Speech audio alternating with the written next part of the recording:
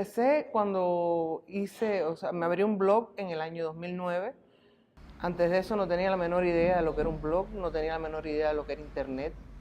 Y cuando conocí internet realmente fue como un corrientazo, porque es como si abriera una ventana a un abismo que me atraía muchísimo y que quería conocer. Tratamos de que el estornudo no se restringiera solamente a Cuba, sino buscar a los cubanos y las historias sobre Cuba en cualquier lugar donde estuvieran los cubanos ahora mismo. Alas Tensa en su editorial se lanzó precisamente como un medio propositivo que trata de visibilizar la violencia mujer, de ayudar a alcanzar la equidad de género. La primera vez que tuve la oportunidad de ver el blog me puse tan nerviosa que se me olvidó la contraseña. Y entonces me pasé una hora completica de conexión sencillamente mirando el blog, leyendo las cosas que ya había leído, descubriendo el asunto de los comentarios. Hasta el momento el estornudo, bueno, ya le digo, se ha mantenido por obra y gracia de sus colaboradores porque o sea, no hemos podido pagar trabajo, hasta el momento no hemos tenido financiamiento, pero que esperamos este año ya la cosa cambie, pero ha sido así, como una guerrilla. Pero hay algo muy importante que fue la entrada de las nuevas tecnologías a Cuba. Y las nuevas tecnologías provocó que la gente ya no se creyera el discurso que daba la oficialidad, ¿no? Era necesario buscar otros nuevos discursos que estuvieran más cercanos con el pueblo. El periodismo se distanció mucho de la realidad y estos jóvenes lograron un poco que acercar el periodismo a la realidad, reflejar, tú te sientes reflejado. Y como que a pesar que el internet es pequeño, hay internet. Atrás, 3, 4 años atrás, se podía hablar de internet.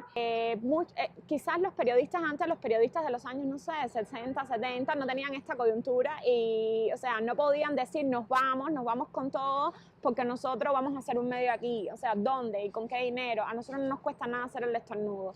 Entonces, yo creo que eso es como algo importante.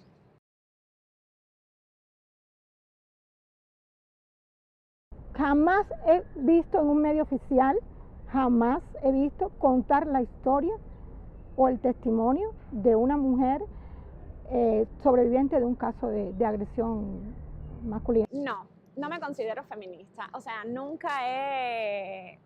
siempre he tratado de distanciarme de cualquier grupo por una cosa u otra. No sé, no me gusta como enmarcarme en algo. Y cuando defiendo el periodismo, no lo defiendo desde una posición de mujer. Es más vulnerable. En primer lugar, porque muchas veces la mujer periodista tiene que realizar muchos otros roles, como son los de madre, como son los de cuidadora, como son de las actividades domésticas. Y esta labor profesional es un agregado más. La casa me roba muchísimo tiempo de trabajo intelectual, muchísimo.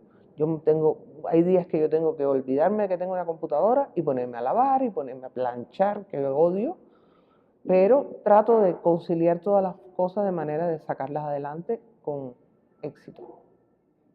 Sobre todo entre mis congéneres, entre mis compañeros, sentía que estaba siendo criticada y eso es una manera de violentarte también. Y a veces era juzgada por eso, te estás metiendo en problemas cuando estás realizando una revista independiente, una revista que no está institucionalizada. Yo no me veo nunca en una posición de víctima, ni me veo nunca en una posición de desventaja. Las aulas de periodismo están llenas de mujeres. Es lo que predomina en la universidad. En mi grupo había, no sé, 40 gente, habían 10 hombres y 30 mujeres. O sea, las mujeres tienen un poder y una fuerza por presencia que es inevitable.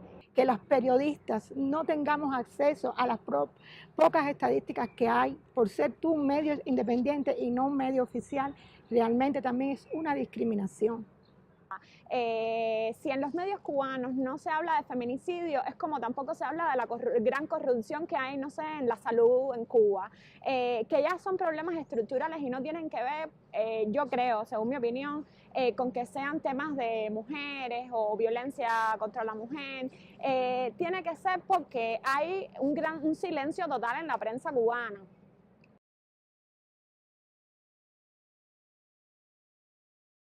Desde el momento en que tú decides irte, o sea, tomar una vereda por tu cuenta, tú vas a tener que ver cómo te sale ese juego, ¿no? Que puede salirte muy mal.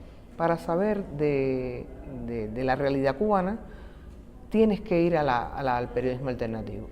Buscar ahí y encontrar, tratar de ser lo suficientemente ponderado para encontrar realmente dónde está la información veraz y seria. No sé qué va a pasar.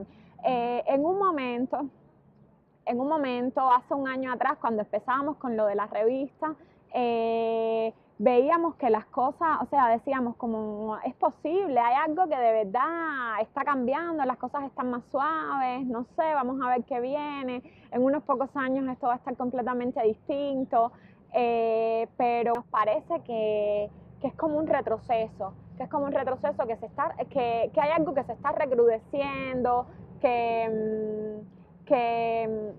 no sé. Yo soy muy positiva, es decir, pienso que lo que es normal tiene que en algún momento aparecer en mi país. Es normal que existan muchos tipos de medios que den una visión real de lo que está pasando en el país, medios objetivos, y por tanto que eso sea legal, eso tiene que pasar en algún momento. Yo pienso que va a pasar. Un ámbito de periodismo independiente que es en este momento, según yo lo veo, imposible de soslayar a la hora de encontrar una visión de Cuba.